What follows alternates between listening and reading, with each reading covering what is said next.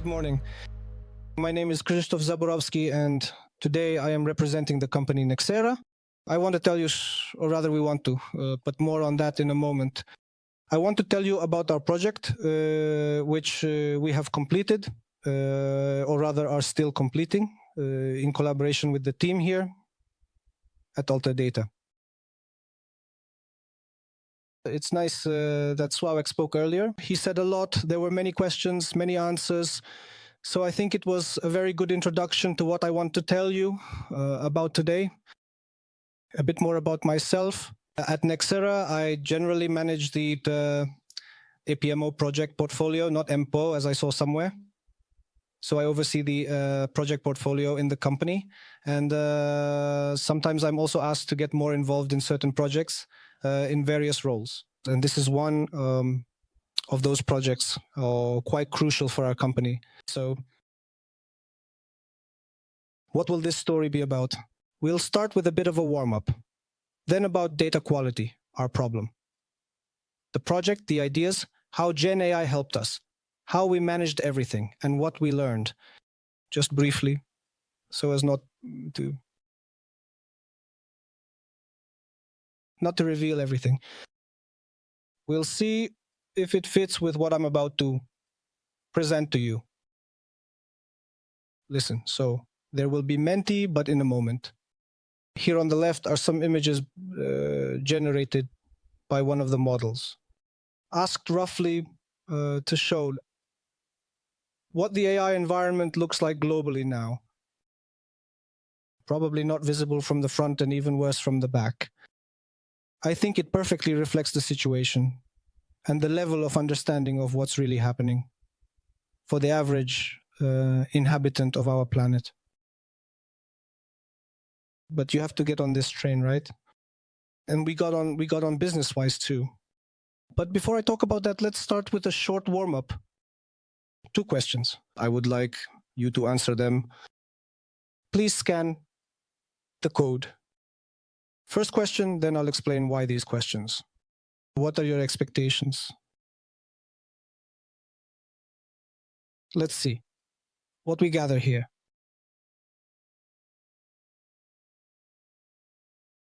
Automation above all, right?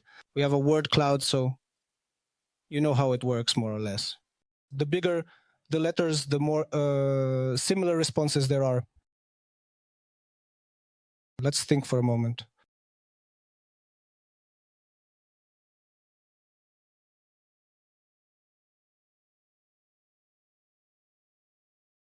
More responses are coming in. That's great.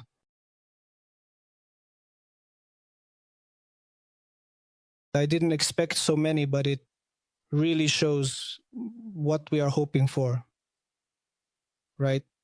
What hopes we have, how big and how diverse. All right, listen, thank you. What do we have here? Speed, automation, more are coming in. Efficiency, ease, convenience, automation, simplicity. Listen, there was a lot said about the fact that above all, we need to have some idea, right?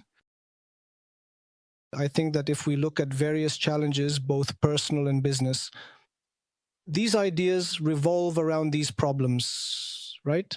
So we are looking for help here. So if someone in the company has challenges related to these types of problems, I encourage them to try some Gen AI solutions as soon as possible. And now there will be a second question. What are we most often disappointed with so far? What lets us down? Let's just wait a moment, just a little bit longer, a short moment of time, please.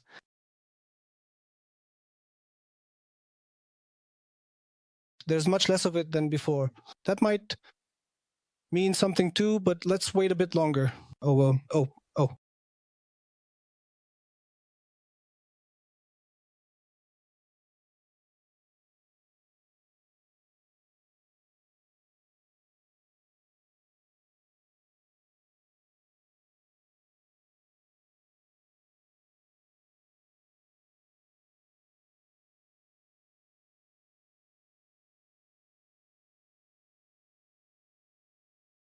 All right, so maybe we should start wrapping up slowly. I would say that, in other words, the answer to this question is a business idea. So we still have potential ahead of us, and how we can improve the use of these tools. It might look a bit like a repeat of the same thing. A lot was said about this yesterday and today, but as we thought about it, our project is really about data quality, ensuring data quality, about making sure we have this data. That's why I thought it was worth mentioning again. What is data quality? The image on the left is borrowed from one of Professor Sobczak's presentations, I believe. It's in a slightly different form, but generally it illustrates the point quite nicely. When I want to check if my data is of good quality, I look at 6 basic parameters, such as whether they are unique, accurate, up-to-date, and so on. Is that enough? Well, that's not enough, because quality as such has many meanings and is understood in various ways. I have come across several definitions. The first is quality is the level of customer satisfaction. Is this something measurable? One can debate this topic. You could say yes, because quality is also the level of meeting the customer's business requirements. But we often know that firstly, the customer doesn't always fully know what they want, and secondly, relying solely on requirements doesn't necessarily result in customer satisfaction. There is also another such definition. Maybe the word quality isn't necessarily used, but it fits nicely for me. Perfection is a state, not a goal. How can this be understood? It can be understood in such a way that we ourselves must decide at some point whether the quality is as it should be, and it will probably never be perfect. And there's also a fourth definition. When I was preparing these definitions, I thought to myself that I would say, for me, it's a sense of comfort supported by data. Surely each of you can tell your own version, but generally it's not that simple. In any case, quality, not just somehow, is critical, and everything starts from there. Marcin probably talked about it, or maybe Kamil, or both, that from data to success is still a long way. So we start in a place where good quality data is needed, but to make use of them, I borrowed a nice image from somewhere. First there is data, then there is information, meaning we can consciously understand what is in that data. Then from this information, we derive some new knowledge. By the way, to be able to read data properly, you also need to have knowledge. And only based on this knowledge can we make decisions, hopefully the right ones, and achieve some results and business success. So, see how long the journey is from the moment we feel we have good data, and without it, we can't move forward at all. And moving on a bit to the next slides, which are about the project. Our AI. With AI, we have such experiences. And I'm curious about yours, that there is usually a certain problem. We employ AI. Broadly speaking, I won't delve into the definition here. As the gentleman explained, it better. And this AI either solves a problem for us, generates a new one, or solves one and generates another.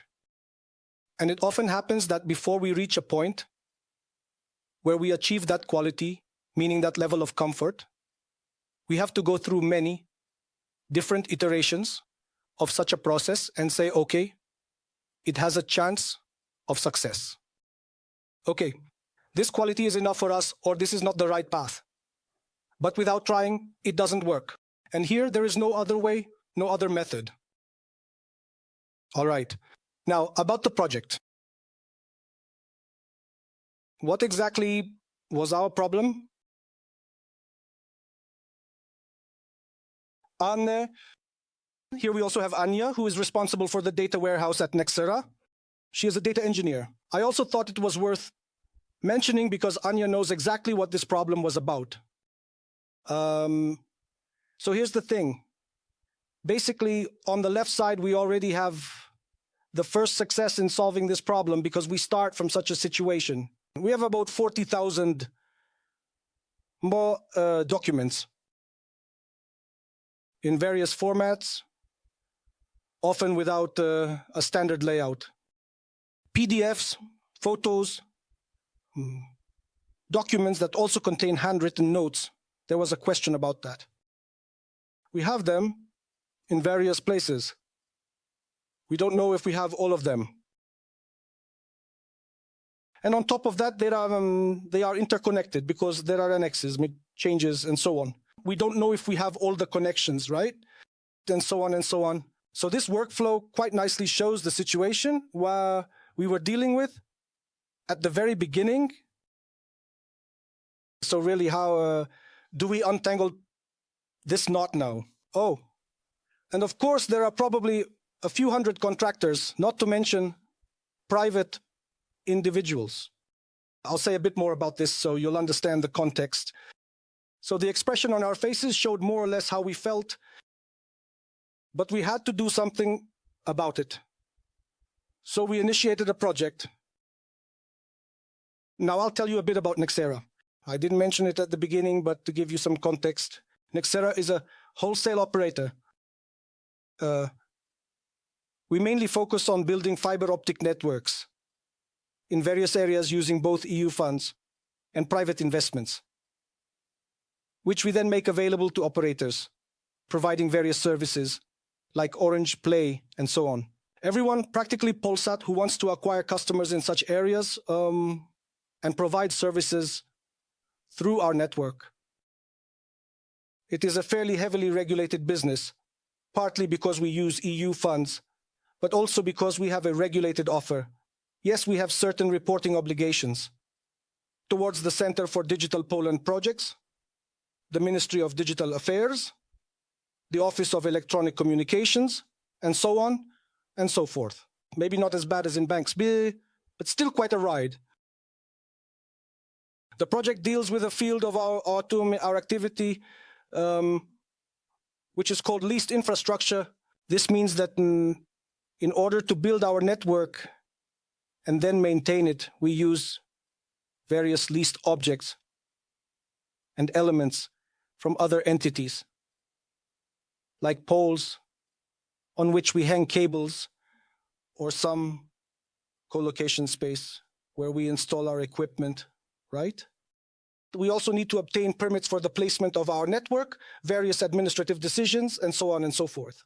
In a moment, I will also remind you of the categories of these obligations we are talking about. And also a bit of historical context. Without going into details, it so happened that the company's history is such that for a long period, control over this documentation was quite limited. That is, it was an element of a certain collaboration, heavily outsourced externally, right? As a result, when we took full responsibility for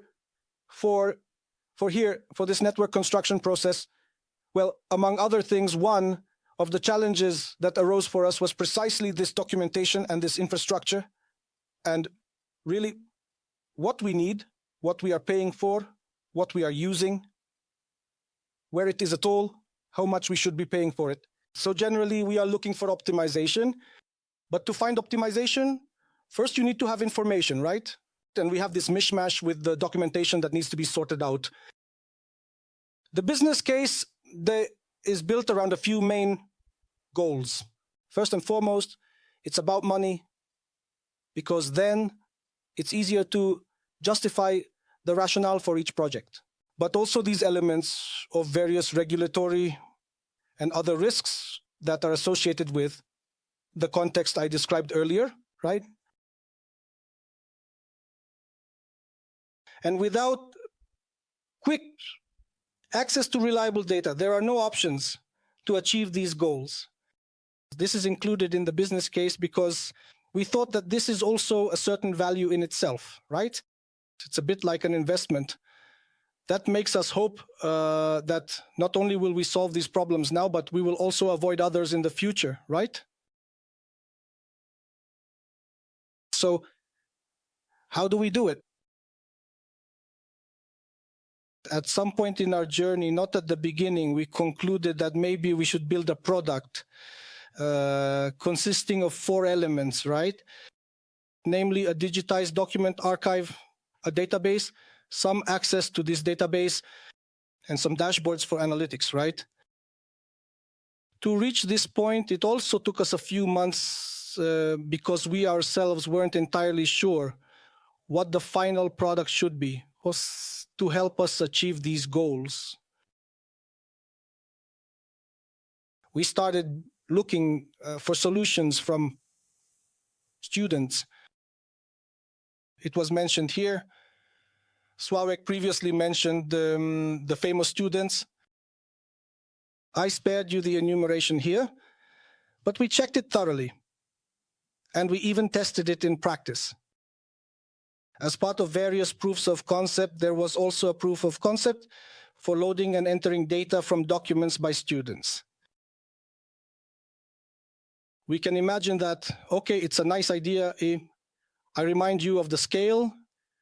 But yes, besides the students themselves, of course, someone still has to prepare them, train them, solve their problems, and so on and so forth. Abstracting from that, even removing the overhead associated with preparing this environment, when we calculated it, such a small army of students would cost us approximately 200,000 to 300,000 zlotys, at least. Here we can discuss time, cost, and so on. So various scenarios were considered, but so we thought, no. In these times, it doesn't seem like a sensible solution anymore. There must be another way, there must be another idea. So what did we start doing? We started looking for companies that could help us with this. We talked to a few, some even offered us ready-made or customizable products. It turned out that the time and cost of implementation were more expensive than those students, without the guarantee of results. As a result, we thought maybe those students after all, but it still sounds archaic, and we started looking for different ideas. And then one day, so we met with colleagues from Alterdata, and simply, without any particular commitments, we explained what problem we were facing. What does it involve? The colleagues listened. A few days later, they came back with information roughly like this. Kamil will correct me if I'm wrong. I think we know how to do it. I think it can be done. Well, I say that's something already. I say, so let's do a proof of concept, right? And so we agreed on another proof of concept, meaning another experiment, which lasted approximately about 2 weeks on a few sample documents. And the result was almost surprisingly positive for us. But it was still like, it seems that it might be possible. In total, we did this on 500 documents. We have 40,050 types, but it seems possible. All right, let's try, right? And that's when the serious work with, or maybe not play, but serious work with Gen AI really began. More on that in a moment. But I also wanted to tell you generally about how the idea for this project finally emerged, right? So, Arneson, starting from our problem, which is already partially solved here, because at some point we managed to somehow structure and categorize these documents into a rather complex matrix of different types and contractors. Then it was no longer students, but utilization. In a moment, Adam, who is an expert here, will tell you more about the use of Gen AI in the cloud and a few other strange things that I don't understand. But from this, we wanted to obtain something like what you see here as metrics. Sławek showed that reading table. That's roughly the idea, right? So the key information that we want to extract from these documents and put into the database. The documents themselves, of course, in some standardized form in terms of formats and naming conventions. Yes, so that we can easily identify them. Along with that, of course, the whole business context, meaning the processes themselves. Okay, so once we have that, what comes next, right? How will we manage these new documents? That will appear, changes, and so on and so forth. And from this, some requirements emerged. And at some point, this image appeared of these three main components. Of course, there are actually more, but roughly that's how it looks. And this idea emerged roughly halfway through the project, because earlier we were wondering how to really tackle this elephant. Now we are at the stage where we work according to this model. Processing documents, and creating an archive that people can use for current reports, but also for entering current documents. Now it will get very technical, I hope. Please, Adam. Adam has agreed to tell us a bit more about how it's done underneath, which I still don't understand, although I'm trying.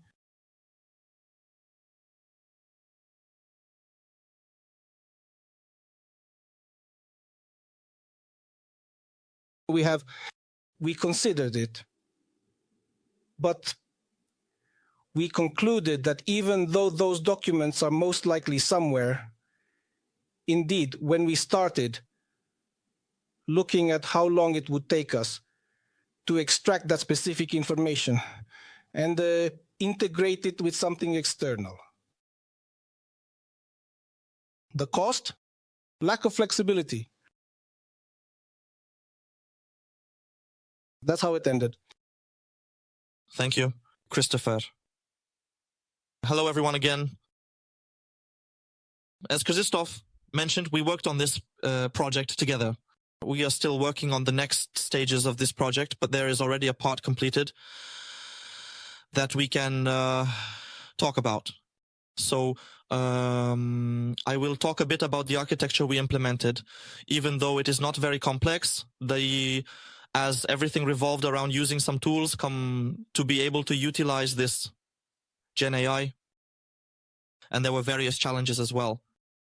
But maybe from the beginning, as Krzysztof mentioned, there were about 40,000 documents that needed to be handled by our wonderful Gen AI. And Krzysztof showed a certain classification here, which was done theoretically, meaning these documents were not yet classified as that group of scanned documents, and they were also named differently, so they needed to be classified as well. But from the beginning, all the documents were placed on Google Cloud Storage because we wanted to utilize the GCP as for architecture. Then these documents, we had a decision-making path laid out here. At various steps, some elements were added but ultimately it looked like this.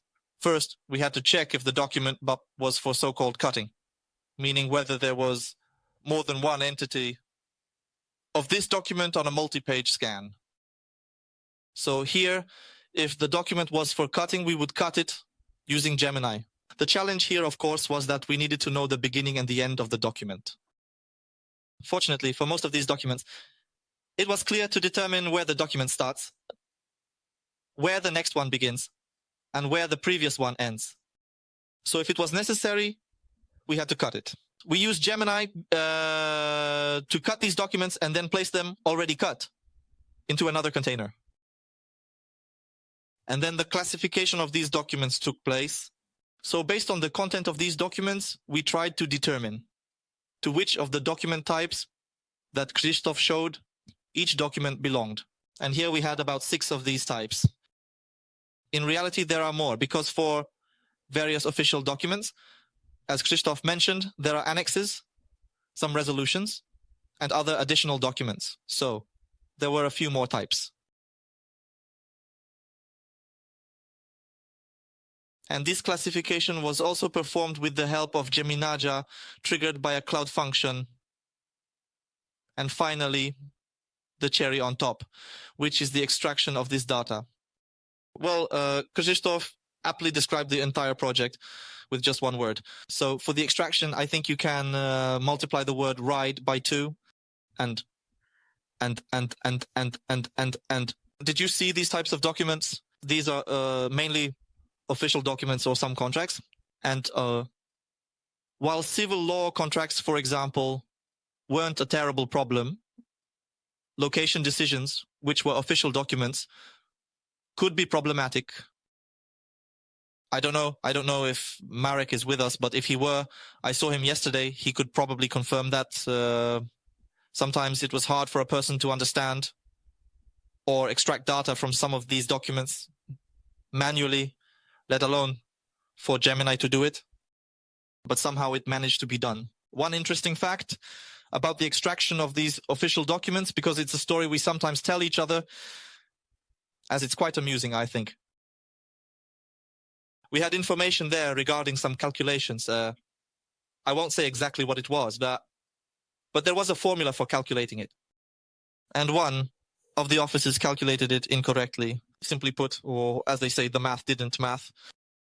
So 2 + 2 = 5 or something like that.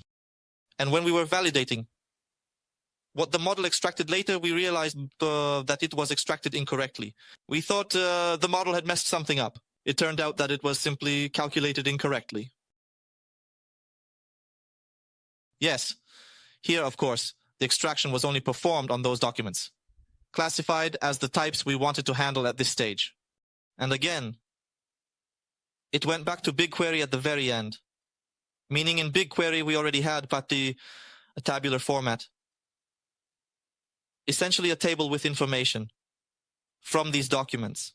The tables there were, of course, divided by document type, because at this stage, it didn't make much sense to heavily JSONify it and put it into another table. And the data from these documents varied. And after BigQuery, it was extraction, which eventually ended up somewhere in the Nexera application, and ultimately perhaps in our joint application. All right, that's pretty much it from me. Thank you very much. Thanks. Let me add something. There will probably be questions. There have already been some, so just to anticipate a bit. What was the quality of the thing we were getting at the end? At first, it was so-so. There were several iterations. Iterations again, right?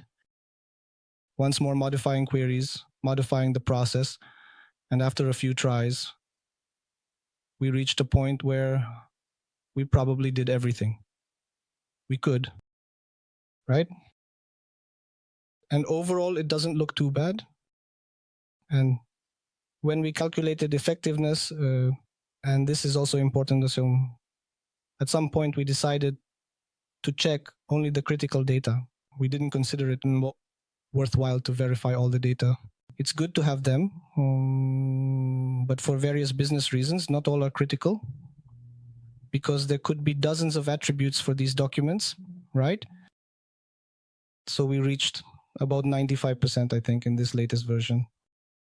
So 5%, because there are those that we deemed, and again, there's a human involved throughout this process, right? At the end of it, someone was able to say, okay, these key pieces of information appear to be correct in 95% of cases, right? And the rest, someone has to sit down and complete. But that's no longer this particular sample. I think it was 20,000 documents. That was the first. So there were also 500 documents left, not quite 1,000, right? And not 20,000. A few more days of checking, and we had the matter settled. The second question that wasn't asked, but will probably be asked, is how long did it take? Once we learned how to do it, the analysis took probably less than 2 weeks. We just started it. Okay, good to go. It was processed there for less than 2 weeks. In the end, we received documents sorted into different categories with changes, with scans named according to the new format, with data in tables with the quality I mentioned. So basically, we handled half of the entire archive with just one run. Of course, it's not that simple because this isn't an indicator for other types of documents, but maybe I'll talk about that on the next slide. How are you just able to assess? You probably didn't check it. Simply. No. Yes. Both yes and no. It's the knowledge of certain business rules, which we also established when determining what is important. Some things could be described in some way. So either we knew that if a certain data appears in a given field, it is probably suspicious, right? Or sometimes it is even wrong because, for example, in that enumeration, some elements were recalculated. So either we were able to do it with an expert eye and formulas there, whether in the database or even in Excel. Someone has to check it. We did several trials until we concluded that it works well enough that we can trust the model. We didn't check those 20,000, right? On that basis, right? But we reached a point where we decided that, oh wait, okay, I'm listening. Actually, this is already the end. So I wanted to ask how detailed this classification needs to be. Is it enough per document type? Of course, if you can disclose, do we need to go deeper, for example, to the contractor or entity from which a series of documents, for example, belongs? And how much percentage-wise approximately exactly did it take to prepare this classification versus what the model was then able to recognize? This initial classification, such a simple table that I showed, well, it's roughly around here. So we came up with it ourselves for about 2 months. And then we kept changing it. And I would answer that question. If I understood you correctly, in general, you can't do everything. At some point, you have to cut off the long tail and decide whether we deal with all the data or just some of it, whether we deal with all the contractors or only the biggest ones, or at least in what order, right? Again, this very agile approach, not everything at once. So here, we approached it by trying to first capture the biggest, most risky, difficult areas at the very beginning, and then the rest was added, and it wasn't always added with the help of this model and the use of Gen AI, because sometimes it was faster and cheaper for us to do it manually, as there were fewer documents, or the data was of better quality, or we had ready-made tables. That's why you can see here that indeed there is Gen AI, the cloud, and someone who checks it at the end, right? And some documents followed this path, but simultaneously, the rest of the documents went another way. These are not random, because some, I don't even know how it was done, but one of our students also helped us read the documents and somehow managed with ChatGPT. They happened to be simpler, it was possible to find them. So we really looked for various solutions and checked what might be useful in different situations. It was also mentioned here that there is no perfect tool for every situation. Here's a perfect example. We simply built a range of different ideas and solutions, which worked better in some cases and worse in others. And we had to somehow put it all together, right? And what we are building based on these documents can be seen here at the bottom.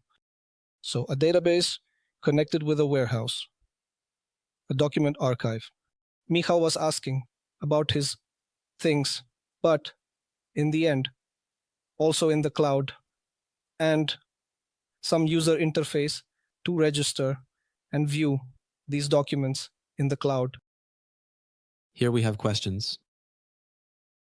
Hello, Krzysztof. Listen, I have a question about lessons learned, but at the end, meaning, what would you do differently? Is it a ready product to sell and make money from?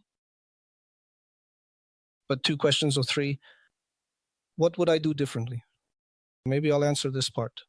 I think we would do many things differently because it changes so quickly. It was also mentioned that probably if we knew then what we know now, we would have done it much faster and better. And maybe even now, if we sat down to this project, we might do it faster than back then. Because in this time, the model is different, smarter, more efficient, and so on. So it's always like that.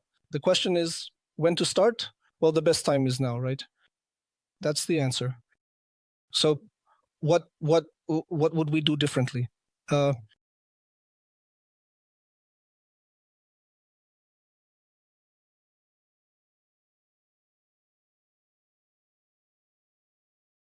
No.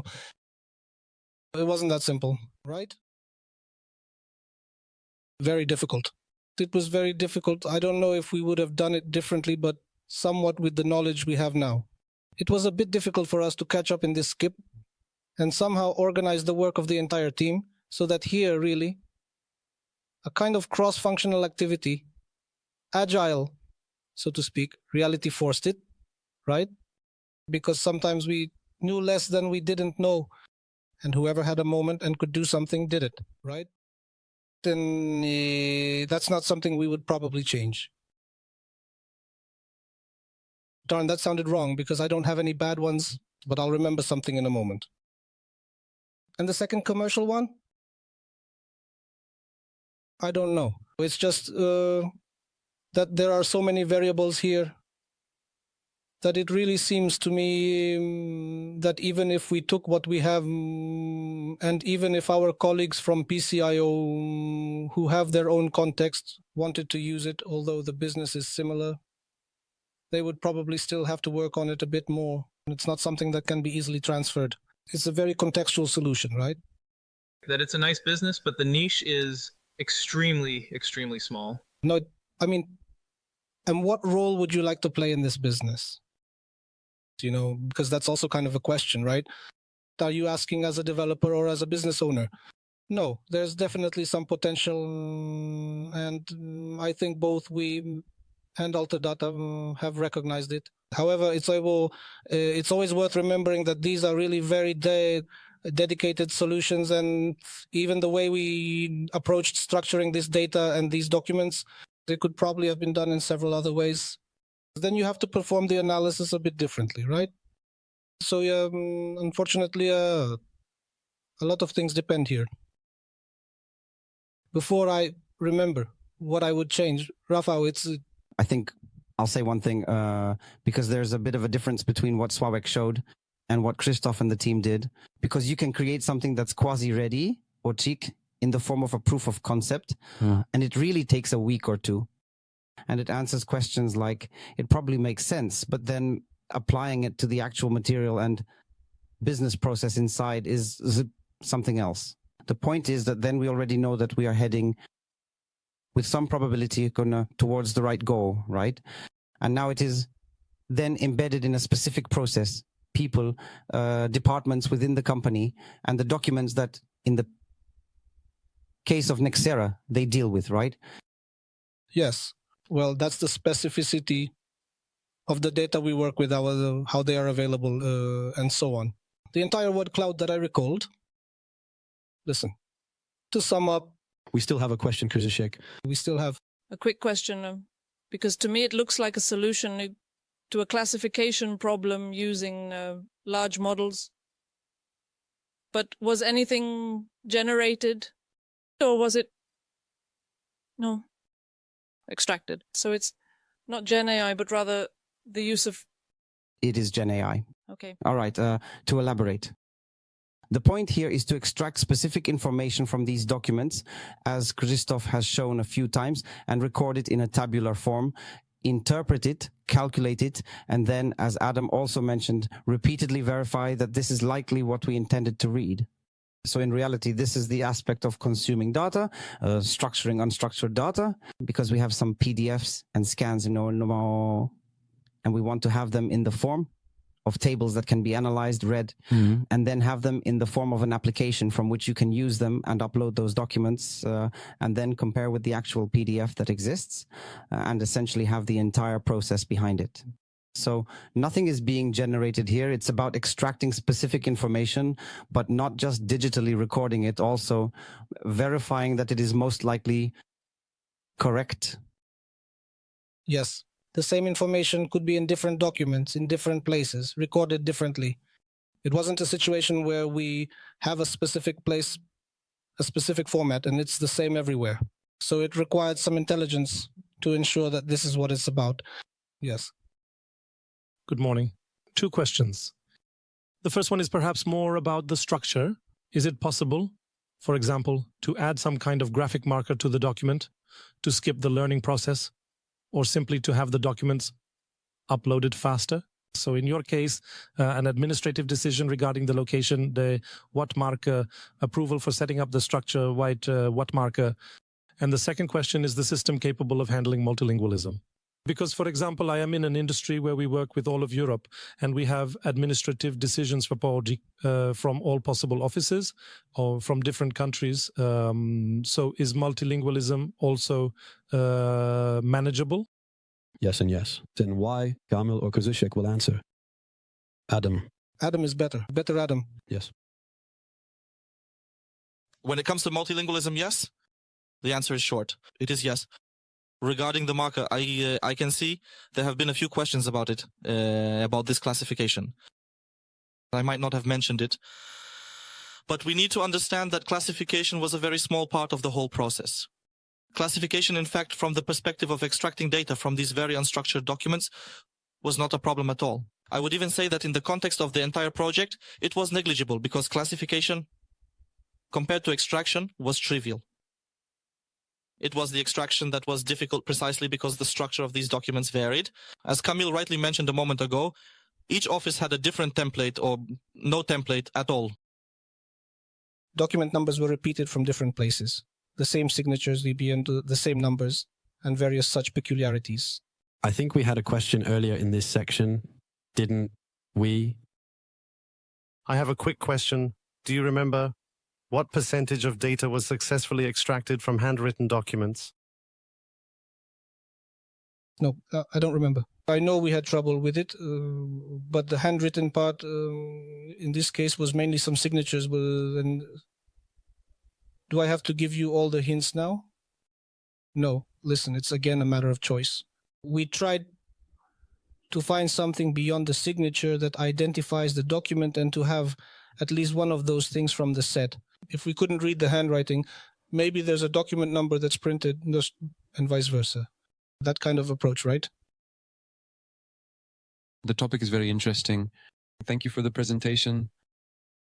I have several questions, but I think I'll limit myself to just one. Have you considered using smaller models run in, let's say, your own environment, maybe even in the cloud, and fine-tuning them for this specific challenge? We considered it. In fact, we tested several models in the context of this POC. The results varied somewhat, but in the context of this extraction, on this small sample, I mean, on this relatively small sample in the context of the entire project, we concluded that it doesn't make sense to go beyond GCP. I believe that Nexera has an architecture and culture based on BigQuery, so it just fits into the puzzle to use this data in later stages. From a project perspective, we didn't want to add an additional puzzle to solve later, right? Why bother? Because even if there were some gain, it might turn out to be completely negligible. Or you have to maintain some additional infrastructure and integrate it with changes, testing, something like that. It's hard. In the sense that right now, this process isn't actually working in production. It was used to handle the large backlog that Nexera had in terms of these documents. Thousands in order to... Yes. Yes, I mean, it might have sounded a bit wrong that it doesn't work in production. The point is that the story is that we are here and now, and we have some history behind us. We need to unpack this history, right? The second thing is what next, right? And now when it comes to unpacking this history, well, we mainly use this solution for that. Sometimes we used some manual work because it turned out that, for example, during that time, the processing of some civil law contracts was taking place, and we have 500 other documents. So let someone sit down and do it, and at the same time, we'll have it done, right? So for various sensible project management reasons, we would either initiate this process or not. We will probably still initiate it for new Akamo documents that will come in somewhere. These are completely different quantities. There is much less of it. We want to focus more on ensuring that the format, data, standards, and quality are maintained from the start, which we haven't really had before and are now trying to recreate, right? Adam,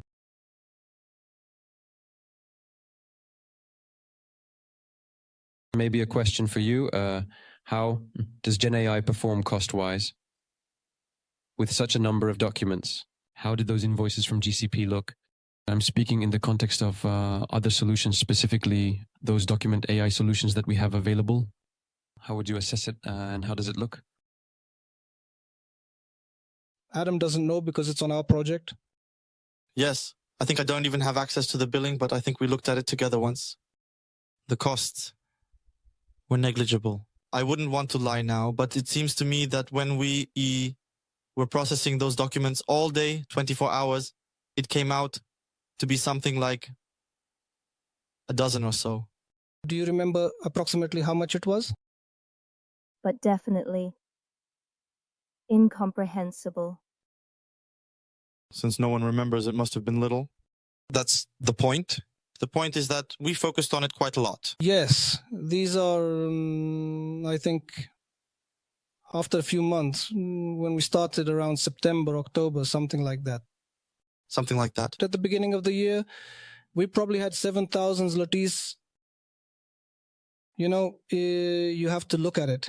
But at some point, we realized that this wasn't really where the problem was, right? But it was like it just kept running all the time because it had to process the entire database of documents. So it's not a killer for the business case. Listen, the Q&A session came up before I wanted to summarize, but that's probably a good thing. So just briefly, because we're over time. As I showed you earlier, one of the main goals of the project was so-called cost optimization. It has already paid off for us before we finished. It's not just because of AI, not solely thanks to AI. It paid off because of what we started doing with cleaning up the data. AI helped us with this. So part of these returns is also thanks to AI, but simply the process itself, which I displayed somewhere and forgot to emphasize, of getting acquainted with the data, so to speak, caused us to better understand what we have there. And we simply found some money that could be saved, whether through synergies, possible renegotiations, and so on and so forth. And something like this keeps popping up with these various activities. So overall, it's already paid off for us. We haven't finished yet. Besides, the same credibility, that comfort, and most importantly, as the second point I would emphasize, are these new skills and new ideas. For us, really, I always say in projects, it's not just about delivering, but about learning something. And here I think we did everything to learn some new skills, to take advantage of new tools, new approaches, and so on. It's a big load. That's the wrong word, but a big potential of what we've learned, and also a slightly different way of thinking. And that also drives new ideas, so it's very important. So those experiments at the beginning, which sometimes seem to everyone to be just a cost, really, pay off later. I mentioned such lessons about experiments. This agility invariably, whether someone is more into project management or agile product delivery, as it's often called. In my opinion, this is already a flagship example. It simply can't be done any other way. It can't be done differently. We dive into something without knowing what's there or what we will find. We have to learn along the way, and consequently, this perseverance as well. There have already been a few dozen situations where we were a bit fed up because AI is AI, but the volume, the multitude of data, the problem with structuring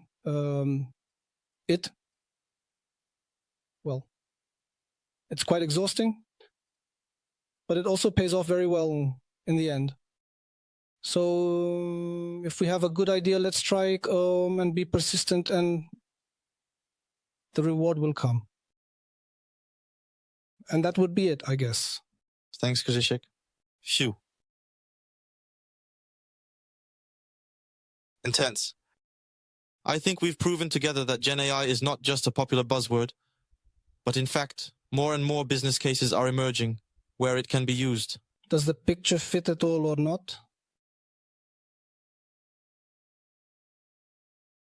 This is something, because it was circulating, it was a kind of joke in the company at one point. It's a Yeti, right? Made also using AI tools, because that's the project. We know we have this data and we have these documents somewhere, but no one has seen them. So it fit quite nicely. Thank you very much.